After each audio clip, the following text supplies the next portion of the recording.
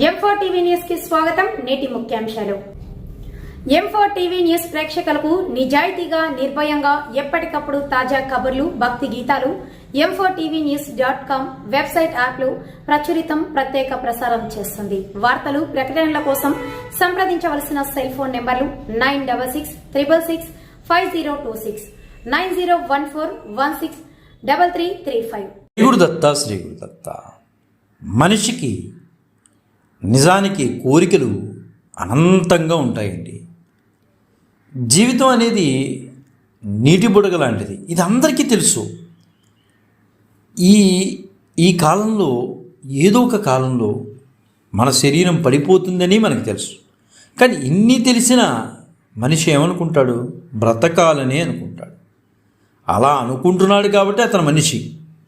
నిరంతరం సుఖాల్లో తేలి ఆడాలని మనిషి తప్పిస్తూ ఉంటాడు.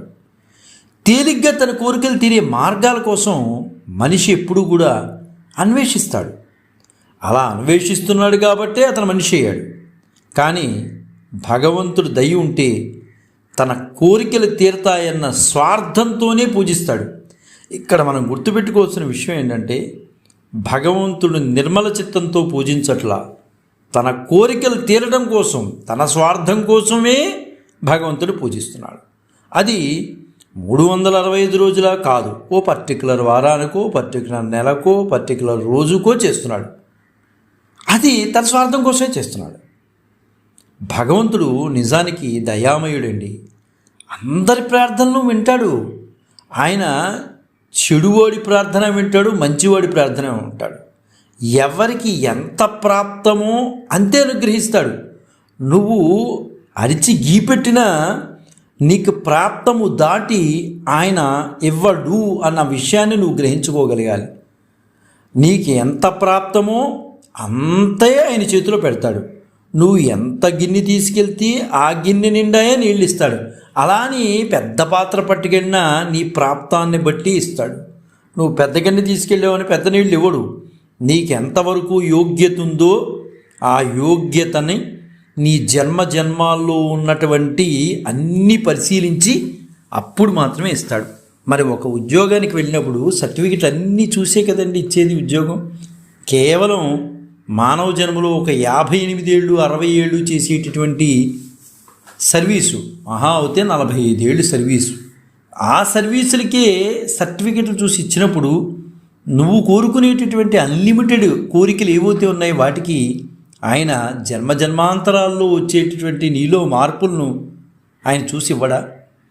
అంటే అందరి విషయాలు వింటాడండి. గమ్మత్తైన విషయం, ఆయన విసుగు చెందడు కాబట్టే ఆయన విగ్రహం లోపంలో ఉన్నాడు. అందరి మాటలు వింటాడు. కానీ ఒక్కడి మాత్రం భగవంతుడు చేసుకుంటాడు, నవ్వుకుంటాడు. ఆయన వీడు ఈ కర్మ పూర్తి కాకుండా నా దగ్గరకు వచ్చి అడిగాడే, అయ్యయ్యో వీడికి ఇంకా బుద్ధి రావట్లేదే అని మాత్రం అనుకుంటాడు. నిజానికి చెప్పుకోవాలంటే కైకసి పుత్రులైనటువంటి రావణ బ్రహ్మ, కుంభకర్ణ విభీషణులు బ్రహ్మదేవుణ్ణి ఎంతగానో సంతోషపెట్టి వరాలు పొందారని మనం తెలుసుకున్నామండి. నిజంగా మన పురాణాల్లో మనం తెలుసుకున్నాం కూడా అలాంటి విషయాలు. వాళ్ళు మామూలు తపస్సు చేయలేదండి. 1 గంట కూర్చుని మనం ఏకాగ్రతగా మనం ఉండలేము. వెంటనే ఎక్కడన్నా సినిమా పెడితే సినిమా పాట వినిపిస్తే అక్కడికి వెళ్ళిపోతాం. కానీ రావణ బ్రహ్మ వాళ్ళు అలా చేయలే. ఘోరమైన తపస్సు చేసి బ్రహ్మను సాక్షాత్కరించుకున్నారు వారు. రావణుడైతే 1000 సంవత్సరాలు తపస్సు పూర్తి కాగానే ఒక తలని పూర్ణాహతి కవించాడండి. అతను ఒక తలని పూర్ణాహతిలో వేసేసాడు. అతను 10,000 సంవత్సరాలు తపస్సు చేసి తన 10 తలను కూడా ఆహుతికి చేయబోతుండగా బ్రహ్మ ప్రత్యక్షమై వరం కోరుకోమన్నాడటండి. వెంటనే రావణ బ్రహ్మ తనకు మరణం లేని వరం ప్రసాదించమన్నాడట. అప్పుడు బ్రహ్మగారు అన్నారట, అలాంటి వరం ప్రసాదించడానికి నాకు అర్హత లేదు, అయినా అసాధ్యం. ఒకవేళ ఏమన్నా ప్రయత్నం చేద్దామన్నా అసాధ్యం. మరి ఏదైనా వరం కోరుకో రావణ బ్రహ్మ అన్నారట బ్రహ్మగారు. అప్పుడు వెంటనే రావణ బ్రహ్మ, ఈ తుచ్చమైన మానవులు నాకు గడ్డి పరకలు లాంటి వారు కనుక వాళ్ళ వల్ల నాకు ఏ రకమైన భయాలు లేవు. కనుక దేవతలు, గరుడ, గంధర్వ, పన్నగ, యక్షులు వాళ్ళ చేతిలో చావు లేకుండా వరం కోరుకుంటాను, ఇదవుతే కోరుకోవచ్చుగా అన్నాడు బ్రహ్మగారితో. అయ్యో, బ్రహ్మాండంగా కోరుకోవచ్చు.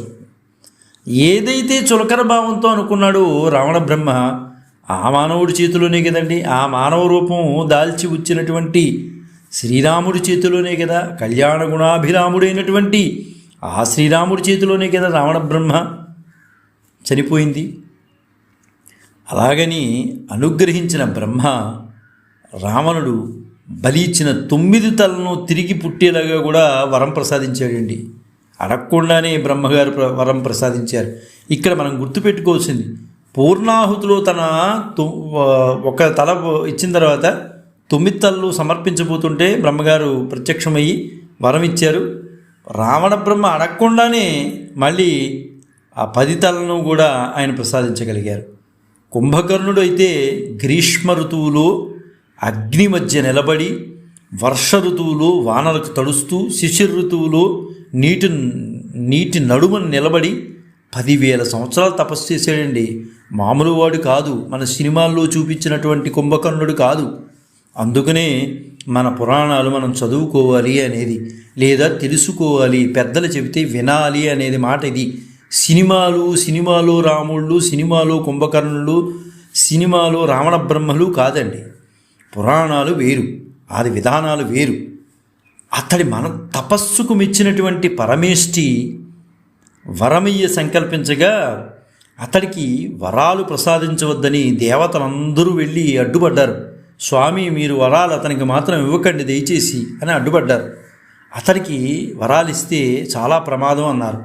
కానీ సరస్వతీదేవిని కుంభకర్ణుడి నాలికపై ప్రవేశపెట్టి బ్రహ్మదేవుడు ప్రత్యక్షమయ్యే వరం కోరుకోమన్నాడు. ఆయన కోరుకోమంటే ఆయన అనుకున్నటువంటి నిర్ణయం బదులుగా సరస్వతీదేవి ప్రేరణతో నిద్ర కావాలి అని కుంభకర్ణుడు కోరుకున్నాడు. వెంటనే బ్రహ్మగారు తదాస్తు అన్నారు. అందుకని నోటి వాక్కు ఏదైనా తీసుకొచ్చి పెడుతుందండి. అందుకనే ఆ నోటిని చాలా శుభ్రంగా ఉంచుకోవాలి అని మన పెద్దలు ఎందుకు చెప్తారంటే, ఆ సరస్వతీదేవి నాలుక మీద ఉంటుంది. ఆవిడ చెప్పిస్తుంది, మంచి చేయాలన్నా ఆవిడే, చెడు చేయాలన్నా ఆవిడే. అందుకనే ఆ జగదంబ అనుగ్రహం, ఆ శారదామాత అనుగ్రహం ప్రతి ఒక్కరికి కావాలండి. శారదామాతను తలవనటువంటి ఆ వ్యక్తి కాదండి మన దృష్టిలో. ఎందువలంటే మన వాక్కుకి ప్రధాన దేవత సరస్వతీమాత, వాగ్దేవత శారదాంబ.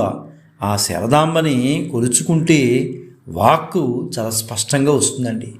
విభీషణుడు ఒంటికాలిపై నిలబడి 5,000 సంవత్సరాలు సూర్యుడి గతిని అనుసరిస్తూ తిరుగుతూ మరో 5,000 సంవత్సరాలు తపస్సు చేస్తాడండి. అతని తపస్సుకు మెచ్చి బ్రహ్మ వరం కావాలంటే ఏ వరం కావాలో కోరుకోమంటాడు. విభీషణుడు కష్టాలు అనుభవిస్తున్న సమయంలోనూ తన బుద్ధి మాత్రం ధర్మం అందే ఉండాలి అని కోరుకున్నాడండి. చూసారా, పై ఇద్దరూ కోరుకున్న కోరికలు వేరు, కానీ విభీషణుడు కోరుకున్న కోరిక వేరు. నేను కష్టాల సమయంలో కూడా నా బుద్ధి వేరే వాటికి మళ్ళకూడదు, దయచేసి అక్రమ మార్గాలకు వెళ్లకుండా చూడు స్వామి, అంతే. నేను కోరుకునేది ధర్మ మార్గంలోనే వెళ్ళాలి. నేను నాశనం అయిపోతున్నా నేను ధర్మ మార్గంలోనే నాశనం అయిపోవాలి, కానీ అధర్మ మార్గంలోకి వెళ్ళి నాశనం అవ్వకూడదు. సర్వకాల సర్వావస్థల్లో తన బుద్ధి ధర్మ మార్గాన్ని వీడకుండా ఉండేలాగా అనుగ్రహించు అని కోరుకుంటాడు. 3 సోదరులు ఒకేసారి 10,000 సంవత్సరాలు ఘోర తపస్సు చేసినా వారి బుద్ధులు బట్టి వరాలు పొందగలిగారు. చూసారా, లోకాలను జయించి చిరంజీవి కావాలనుకున్న రావణుడి కోరిక నెరవేరలేదు. కోరకుండానే చిరంజీవి కాగలిగాడు విభీషణుడు. ఎంత గొప్ప విశేషమండి! రాక్షసుడైన విభీషణుడు చిరంజీవి అవ్వగలిగాడు. ఘోరమైన తపస్సు, శక్తియుక్తులు, తెలివితేటలు ఉన్నటువంటి రావణ బ్రహ్మ, శివతాండవ స్తోత్రాన్ని మనకు అందించినటువంటి రావణ బ్రహ్మ, ఆయన ఆ వరాల్ని పొందినా ఆయన ఏమీ చేసుకోలేకపోయాడు. ఆయన కోరిక నెరవేరలేదు. కుంభకర్ణుడు శయన మందిరంలో నిద్రావస్థలోనే ఉండిపోయాడు కదండి. భగవంతుడు శరణ వేడుతున్నవారు పరమేశ్వరుడు ప్రీతి కొరకు వేచి ఉండాలండి. అయ్యో, నేను కోరేశాను కాబట్టి వెంటనే నీకు ఎలా ఇస్తాడు? నువ్వు 1 గంట 2 గంటలు నువ్వు కూర్చుని నువ్వే కాన్సన్ట్రేషన్ చేయలేవని చెప్తున్నావే, నీకు ఎలా ఇస్తాడు? అని నేను 5 నెలలు బట్టి చేస్తున్నా, 3 నెలలు బట్టి చేస్తున్నా, సంవత్సరాలు బట్టి చేస్తున్నా, నువ్వు ఎన్ని సంవత్సరాలు బట్టి చేసినా అవ్వదు. ఎందువల్లంటే నీ మనసు మారట్లేదు కాబట్టి. తమ ఇచ్ఛానుసారం ఈశ్వరుని జపించమని కోరడం అంటే ఆయన్ని శాసించినట్లు అవుతుందండి. గుర్తుపెట్టుకోండి, నాకు ఇది కావాలి అని మనం ఇచ్ఛతో గనక పూజలు చేస్తే భగవంతుణ్ణి మనం శాసిస్తున్నట్లు లెక్క. ఆయన్ను ఒప్పించడం ఎవరి సాధ్యమో కాదండి, ఎవరికి కాదు. అది ఎవరికి ఎప్పుడు ఏది అనుగ్రహించాలో భగవంతుడికి తెలుసు. అది గుర్తుపెట్టుకోవాలి మనం. అలా కాకుండా ఆత్మనింద మనం చేసుకోవడం ఏంటి? నాకు పనులు అవ్వట్లేదు కాబట్టి నేను దౌర్భాగ్యుడిని, నా దౌర్భాగ్య జాతకం, ఇదేమిటి? అసలు ఆ మనసే దౌర్భాగ్యం నీది. ముందు నువ్వు మారాలి. నువ్వు మారితే అన్నీ బాగుంటాయి. కాబట్టి ఆత్మనింద పరనింద చేయడం ముందు మానేస్తే నీ భవిష్యత్తు బాగుంటుంది. నీకు ఎప్పుడు ఏది ఇవ్వాలో ఆయనకి తెలియదా? నేను ఇన్ని చేస్తున్నా, నాకు అవ్వట్లేదు, నాకు అవ్వట్లేదు, నాకు అవ్వట్లేదు అంటే అవ్వదు, ఎప్పటికీ అవ్వదు. నువ్వు ఈ మనసుతో కొట్టుకుంటే నీ జీవితంలో ఎప్పటికీ నీ పనులు అవ్వవు. ముందు మనస్సు మారు. భగవంతుణ్ణి ఆరాధించడం నేర్చుకో. ఆరాధిస్తున్నాను కదా అని ఒక కొబ్బరికాయ కొట్టేసి వచ్చేస్తే అయిపోయిందా? కాదు కదా. మనస్సు మారాలి. మనస్సు మారినప్పుడే అన్నీ మారగలుగుతాయి.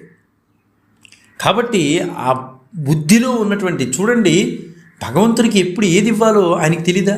ఇప్పుడు కన్న తల్లి ఉంది, పసిబిడ్డడికి ఎప్పుడు పాలు ఇవ్వాలో అమ్మకి తెలియదా? నిజంగా ఈ భూమి మీద మనం రుణం తీర్చుకోలేవని వాళ్ళు ఎవరయ్యా అంటే కన్న తల్లి, కన్న తండ్రి అండి. ఫస్ట్ ప్రిఫరెన్స్ కన్న తల్లి అనండి. ఎందువనంటే ఆ బిడ్డడు కేర్ ఏడిస్తే పాలకేడుస్తున్నాడా ఇంకో దానికి ఏడుస్తున్నాడా అనేది డాక్టర్ కన్నా కూడా కన్న తల్లి చెప్పగలదు. అందువలన కన్న తల్లి రుణాన్ని ఎవరు తీర్చుకోలేదు. ఆమెకు తెలుసు ఎప్పుడు ఆ బిడ్డడికి పాలు ఇవ్వాలి, ఎప్పుడు ఆ బిడ్డడికి పాలు ఇవ్వకూడదనేది కన్నతల్లికి తెలియదా? కేవలం మనిషి జన్మ ఎత్తినటువంటి వ్యక్తికే నా బిడ్డకి ఎప్పుడు పాలు ఇవ్వాలో ఎప్పుడు పాలు ఇవ్వకూడదో తెలిసినప్పుడు ఆ మనిషిని పుట్టించినటువంటి భగవంతుడికి తెలియదా? ఎందుకు మనం ఇంత ఒత్తిడి తీసుకోవాలి మనస్సులకి? మనం ఎందుకు మారం? మనలో మార్పు రావడానికి మనం ప్రయత్నం చేసుకోవాలి. అనవసరమైన ఒత్తిడి తెచ్చుకుని ఉన్న భగవంతుడు ఇచ్చినటువంటి జీవితకాలాన్ని మనం తక్కువ టైంలోనే ముగించేసుకుంటున్నాం. ఆయన ఒకటే అనుకుంటున్నారు, నువ్వు ఎక్కువ కోరికల గురించి ఆలోచిస్తున్నావు. ఆ కోరికలను ముందు ఫుల్ స్టాప్ పెట్టడం నేర్చుకోవాలి. కామా పెట్టడం కన్నా ఫుల్ స్టాప్ ఎప్పుడైతే పెట్టామో అప్పుడు భగవంతుడు నీకు టిక్ పెట్టడానికి అవకాశం అనేది ఉంటుంది. నువ్వు కామాలు పెట్టుకుంటూ వెళ్ళినంత కాలం నీ కోరికలు